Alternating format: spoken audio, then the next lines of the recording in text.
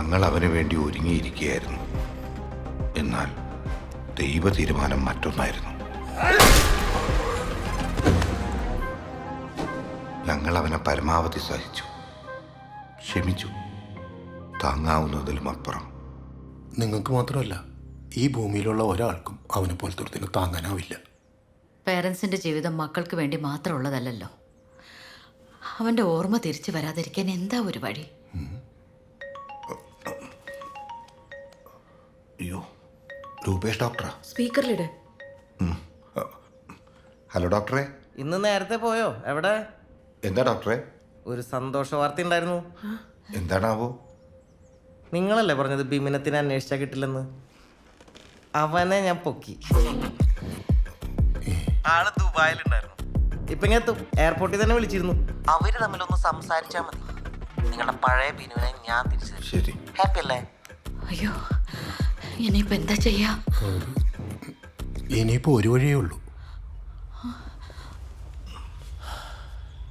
നമുക്ക് പ്രാർത്ഥിക്കാം. എന്തോ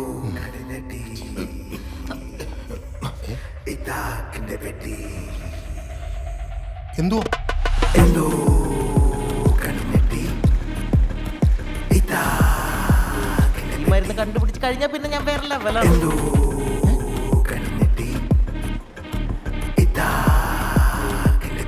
ബിമിനത്ത് എൻ്റെ പേരും അവൻ എന്നെ മാത്രം ഓർമ്മയുള്ളെന്ന് പറഞ്ഞപ്പോൾ ഞാൻ കരഞ്ഞു ഡോക്ടറെ. ബിനുവിന് അപകടം പറ്റിയെന്ന് അറിഞ്ഞപ്പോൾ പോലും ഞാൻ ഇത്ര വിഷമിച്ചിട്ടില്ല. പിന്നെ എനിക്കവിടെ നിൽക്കാൻ പറ്റില്ല. കിട്ടിയ ഫ്ലൈറ്റിന് ടിക്കറ്റ് എടുത്ത് ഞാൻ പോന്നു. എൻ്റെ ബിനു വേണം ഡോക്ടറെ, എനിക്കവനെ കാണണം. Room number 106. ആ,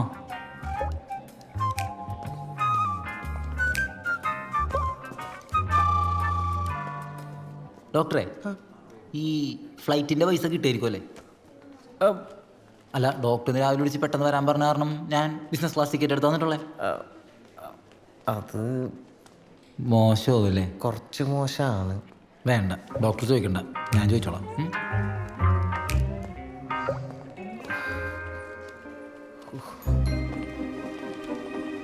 ഇത് കണ്ടിന്യൂ ചെയ്തോ? ഡോക്ടറെ, ആ ബിമിനത്ത് എന്ന് പറഞ്ഞ ആളെത്തിയോ? അവൻ ആ ബിനോൺ റൂമിലേക്ക് പോയിട്ടുണ്ട്. അതെ, വേറൊരു സന്തോഷ വാർത്തയുണ്ട്, പറയാം. ക്യാബിനിലേക്ക് വാ. നിങ്ങൾക്ക് സന്തോഷത്തിൻ്റെ പെരുന്നാളാണല്ലോ. ഡോക്ടറെ, നമ്മൾ പെടുവോ? നമ്മളല്ല, നിങ്ങൾ പെടും. നിങ്ങൾ ഈ വിഷയം എന്നോട് പറയാൻ പോലും പാടില്ലായിരുന്നു. തുറന്നു പറഞ്ഞാലേ പ്രശ്നങ്ങൾക്ക് പരിഹാരം കാണാൻ പറ്റുന്ന ഡോക്ടർ തന്നെയല്ലേ പറഞ്ഞത്? എന്ന് വെച്ച് നിങ്ങളുടെ ഈ പ്രശ്നത്തിന് പരിഹാരം കാണാൻ പറ്റുമെന്ന് എനിക്ക് തോന്നുന്നു. ഈശ്വര, അപ്പൊ ഞങ്ങളിപ്പോ എന്ത് ചെയ്യും? നിങ്ങളൊരു കാര്യം ചെയ്യും, നിങ്ങൾ അവിടെ പോയിട്ട് ആ സന്തോഷം എന്താണെന്ന് അറിയും. ചെല്, നിങ്ങൾ ഇവിടെ പോയിട്ട് ഈ സന്തോഷം എന്താണെന്ന് നോക്ക്. All the best. ഡോക്ടറെ, ഡോക്ടർ ഇഞ്ഞു പറയൂ, എന്നെ വിടൂ. എൻ്റെ ബിനു, അന്ന് നീ എനിക്ക് കുറച്ച് പൈസ മറിച്ച് തരാന്ന് പറഞ്ഞാണല്ലോ നിന്റെ തല കടിയുള്ളൂന്ന്. ശരിക്കും നിന്റെ വയറ്റത്തടിയുണ്ട്. നിക്കക്കളില്ലാണ്ടായപ്പോൾ ഞാൻ ദുബായിക്ക് പോയി. ആട് ജീവിതം ഒന്നുമല്ല ബിനു, പട്ടി ജീവിതം. എൻ്റെ പട്ടി ജീവിതം. ആള് ഫിസിക്കലി ഓക്കെയാണ്. ഇനിയിപ്പോൾ എവിടെ ഇങ്ങനെ കിടത്തേണ്ട കാര്യമുണ്ടോ? ഡിസ്ചാർജ് ചെയ്യുന്നതല്ലേ നല്ലത്. അയ്യോ, അതല്ല, ഇവിടെയാണെങ്കിൽ നമ്മളെല്ലാവരും സേഫാ. സേഫ് ആയിരുന്നിട്ട് എന്താ കാര്യം? ബിനു ഇമ്പ്രൂവ് ആവണ്ടേ? നീ എനിക്ക് ആ പൈസ ഒന്ന് സംഘടിപ്പിച്ചു തരണം, പ്ലീസ്. ഇപ്പം ഇങ്ങനെ ഉറങ്ങാറ്? ഉറങ്ങി. അയാൾക്ക് എന്തെങ്കിലും ഓർത്തെടുക്കണമെങ്കിൽ അയാൾ ജനിച്ചു വളർന്ന വീടും പരിസരവും ഒക്കെ കാണുമ്പോഴാണ്. അല്ല ഡോക്ടറെ? പിന്നല്ലാതെ ഞാനിത് ഇവരോട് 100 പ്രാവശ്യം പറഞ്ഞു. അതാണ്. അപ്പൊ നാളെ എന്തായാലും ഇവിടുന്ന് ഡിസ്ചാർജ് ആവണം. ഓക്കെ, ഇനിയിപ്പോ ഇവിടെ കിടന്നിട്ട് ഞാൻ വിനിത്താണ്. ഒന്നുകൂടെ ഒരു കാര്യം പറയാനാ. ആ ബിമിനത്താണ്. അവൻ ആ ഫ്ലൈറ്റ് ടിക്കറ്റിന്റെ കാശൊന്ന് കൊടുക്കണമായിരുന്നു. 1.5 ലക്ഷം രൂപ. 1.5 ലക്ഷം രൂപയാ? എൻ്റെ കയ്യിലൊന്നുമില്ല. അപ്പോൾ നമ്മള് ഡോക്ടറെ, പുള്ളിക്ക് എന്നെ അങ്ങോട്ട് കിട്ടണല്ലോ. അതാണ് ഇവിടെ പ്രശ്നം, കിട്ടണില്ല. ആണോ? നിങ്ങൾ സംസാരിച്ചിരിക്കും, എനിക്കൊരു കേസ് ഉണ്ട്. ഡോക്ടർ, ഫോട്ടോ കാണണമല്ലോ. കിട്ടി കിട്ടി. ഈ ഒരൊറ്റ ഫോട്ടോ കാണിച്ചു കൊടുത്താൽ മതി. ബിനുവിന് കംപ്ലീറ്റ് കാര്യങ്ങളും കൃത്യമായിട്ട് ഓർമ്മ വരും. എന്തെങ്കിലും കൊടുത്ത് ഒഴിവാക്കാം. മോനെ, എവിടെ? ഈ ഫോട്ടോ എനിക്ക് അയച്ചു തരണേ, ഞാൻ ബിനുവിന് അയച്ചു കൊടുത്തോളാം. പിന്നെ മോൻ്റെ എയർ ടിക്കറ്റ് ഇല്ലേ, അതിൻ്റെ കാശ് ഞാൻ തരാം. തരൂ. ഓ പിന്നെ ജീപ്പ് ചെയ്ത് തരാം. സത്യം പറയാലോ, ബിനു മാത്രമല്ല നിങ്ങളുടെ കുടുംബം മുഴുവൻ എക്സ്ട്രാ ഡീസൻ്റാണ്. ആ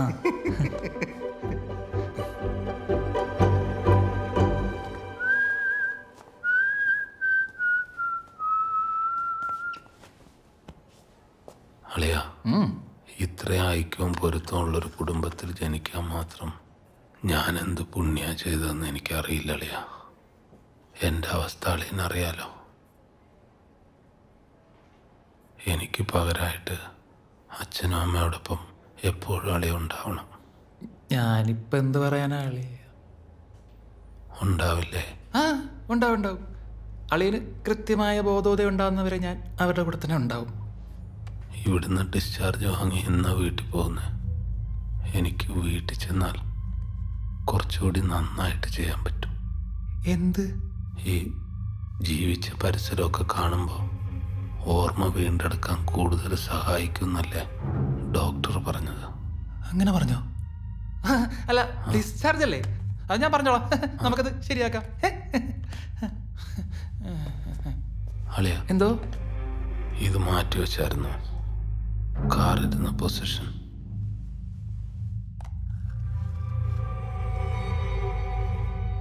ഇങ്ങനെയല്ലായിരുന്നു. അതങ്ങനെ ആയിരുന്നല്ലോ. അളിയ, അളിയ മെനിങ്ങാന്ന് ഈ ഷർട്ടല്ലേ ഇട്ടെ? ആഹാ, ഞാനതേ ഒരു ഡ്രസ്സ് 2 തവണ ഇടാറുണ്ട്. ഒന്നിടവിട്ട് അലക്കാറുള്ളൂ. അതാ. ഓരോരുത്തരും ധരിക്കുന്ന ഡ്രസ്സിന്റെ കളർ അപ്പം ഞാൻ ഇതിലെഴുതി വെക്കും, ഓർത്തെടുക്കാലോ. I am really proud of you അളിയ. ഞാൻ ഈ സന്തോഷ വാർത്ത ബാക്കിയുള്ളവരെ കൂടെ അറിയിച്ചിട്ട് വരാം. ഞാൻ മാത്രം അറിഞ്ഞാൽ പോരല്ലോ.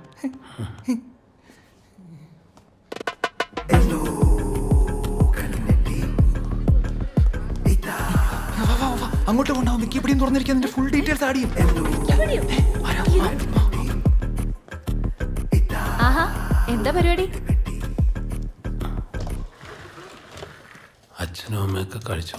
അവരൊക്കെ ക്യാൻറ്റീനിലുണ്ട്. എന്തോ കൂലങ്കശമായ ചർച്ചയില്ല. കഴിച്ചു കാണും. അവരെന്തായിരിക്കും ചർച്ച ചെയ്യുന്നത്? ബിനുവിന്റെ ഫ്യൂച്ചറിനെ കുറിച്ച്. അവർക്ക് വേറെന്താ ചിന്തിക്കാൻ? ഞാൻ പഴയ പോലെ ആകാൻ അവരൊരുപാട് ആഗ്രഹിക്കുന്നുണ്ടാവും. അവനെങ്ങാനും പഴയതുപോലെ ആയാ നമ്മളെ കാര്യം തീർന്നു. പിന്നെ നമ്മൾ ഫ്രെയിമിലേ ഉണ്ടാവില്ല. 100% കറക്റ്റാണ്. പിന്നെ നിങ്ങൾ ഫ്രെയിമിലേ ഉണ്ടാവും, ചുവരിൽ. ആഹാ, നിങ്ങളോട് ചായം കുടിച്ചിരുന്നോ? അവനത് ഡിസ്ചാർജ് വേണോന്ന് പലതോർത്ത് പറഞ്ഞു തുടങ്ങി. എല്ലാം പഠിച്ചെടുക്കുക. ഞാൻ മെനിങ്ങായിട്ട് അണ്ടർവെയറിന്റെ കളർ വരാൻ പറഞ്ഞു. സി, ഉള്ളിലിട്ടതറിഞ്ഞു. ഇനി ഉള്ളിലിരിപ്പ് കൂടി അറിഞ്ഞു കഴിഞ്ഞാൽ ബാക്കി പ്ലാനിങ് പരലോകത്ത് വെച്ചാ. ഇനിയിപ്പോ നമ്മൾ എന്ത് ചെയ്യുന്നു പറ. ഞാനൊരു കാര്യം പറയട്ടെ. നമുക്ക് സനന്ദനുമായി ആലോചിക്കാം എന്താ ചെയ്യാനാവാന്ന്. സനന്ദനോ? ആ, എന്തിനാ അയാള്? പുറമേ നിന്ന് കാര്യങ്ങളൊക്കെ നോക്കാനുള്ള ആളായിട്ട് നമ്മൾ അജ്മൽ ഡോക്ടറുടെ സ്ഥിതിക്ക് മറ്റൊരാളെ കൂടെ വിളിക്കേണ്ട ആവശ്യമുണ്ടോ? ഇതൊക്കെ സനന്ദൻ ഓൾറെഡി അറിയാവുന്ന കാര്യങ്ങളാ. മുമ്പ് ഇതുപോലെ സനന്ദൻ സഹായിച്ചിട്ടുള്ളതാ. പുതിയ ഫ്ലാറ്റിലേക്ക് മാറ്റി ബിനു നമ്മളെ ഒറ്റപ്പെടുത്തിയപ്പോ നിഷിമയുടെ കല്യാണം നടത്താമെന്ന് എനിക്ക് ഐഡിയ പറഞ്ഞു തന്നതും സനന്ദനാ. മകളുടെ കാര്യം തീരുമാനമാക്കിയ ആളെ തന്നെ ഇപ്പോൾ മകന്റെ കാര്യത്തിൽ ഒരു തീരുമാനമാക്കാൻ വിളിക്കുന്നതിൽ തെറ്റൊന്നുമില്ല. അതൊരു നാട്ടുകടപ്പാണല്ലോ. അമ്മയ്ക്ക് ഒരാളുടെ മേൽ കോൺഫിഡൻസ് ഉണ്ടെങ്കിൽ അത് ആയിക്കോട്ടെ. ഒറ്റപ്പെട്ടെന്നുള്ള അമ്മയുടെ തോന്നലാണ് എനിക്കിപ്പോൾ എല്ലാത്തിനേക്കാളും വലിയ പ്രശ്നം അല്ലേ? ഒറ്റപ്പെടുന്ന ഞാനുണ്ടല്ലോ. നിങ്ങളുണ്ടായിക്കോട്ടെ, കൂടെ വേറെ ആളും.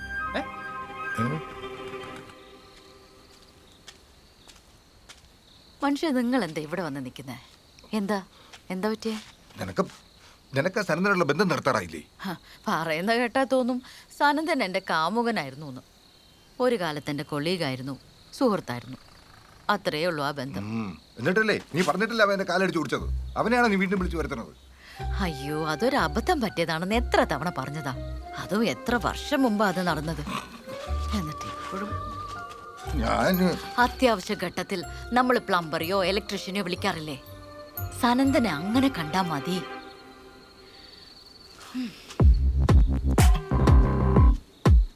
ചെമ്പരത്തി താഴത്ത് വീണതാണോ? കണ്ടവന്റെ മുറ്റത്ത് നട്ടതാണോ? ചെമ്പരത്തി താഴത്ത് വീണതാണോ? കണ്ടവന്റെ മുറ്റത്ത് നട്ടതാണോ?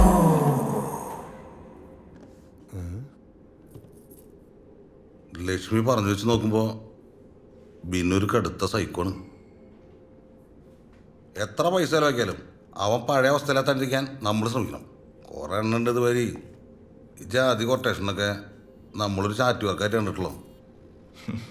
എന്താ സനന്ദന്റെ പ്ലാൻ? എൻ്റെ പ്ലാൻ കേട്ടാൽ ലോജിക്കില്ലാത്ത പോലെയൊക്കെ തോന്നും.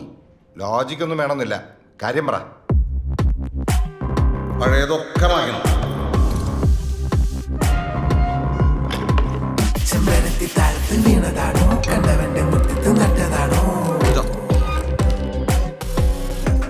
അല്ലെങ്കിൽ അത് ഇവിടെ കിടന്നോട്ടെ. പുതിയ ബെഡ്ഷീറ്റും സാധനങ്ങളൊക്കെ പറഞ്ഞല്ലേ കവറായിക്കോളും. വേണ്ടതിൽ വേണ്ട. എന്റെ രമേശ ഒന്ന് വേഗം നടക്ക്. ഓ, ഞാൻ പറഞ്ഞത് ചെറിയ ചെറിയ സാധനങ്ങളെ നമ്മൾ വിട്ടു പോവുക. അങ്ങനെ ബിനുവിന് സ്പെഷ്യൽ ഇമോഷൻ കണക്ഷനുള്ള എന്തെങ്കിലും ചെറിയ സാധനങ്ങളുണ്ട് അവിടെ. ഇത് ഇൻറ്റീരിയർ ചെയ്താൽ മാത്രം പോരാ. നോക്ക്,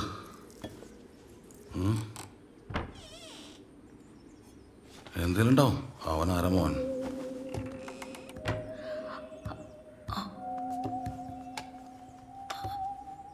ആ കിട്ടിയില്ലേ?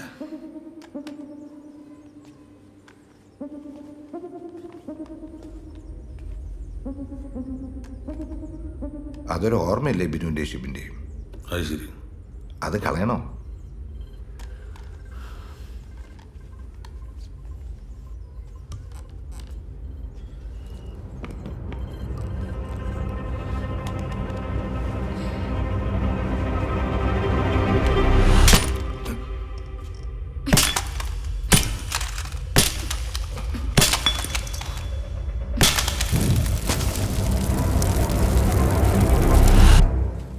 ഒരു കാര്യത്തിൽ എനിക്ക് ഇപ്പോഴും സങ്കടമുണ്ട്.